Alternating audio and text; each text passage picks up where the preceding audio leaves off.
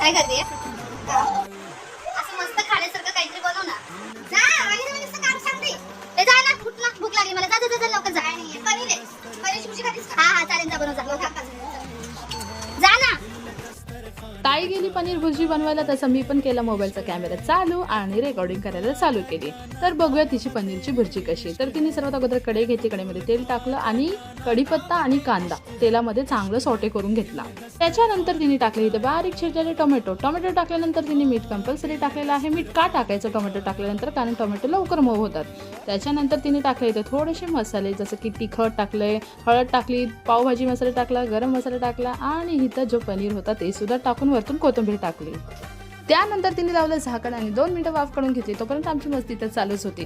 आणि अशा प्रकारे तिने गरम गरम चपाती सुद्धा माझ्यासाठी केली आणि हे सर्व छान असं टाकून माझ्यासाठी आली आणि प्रेमाने म्हणाली, गिळ आले तेव्हा नुसतं कामच सांगते. आणि मी सुद्धा एक चपातीचा घास घेऊन पनीरची भाजी खाली. तर खरंच खूप मस्त झाली होती. तुम्ही सुद्धा घरी बनवून बघा पनीर भुर्जी. रेसिपी आवडली असेल तर मला फॉलो करा, सबस्क्राईब करा. Bye bye.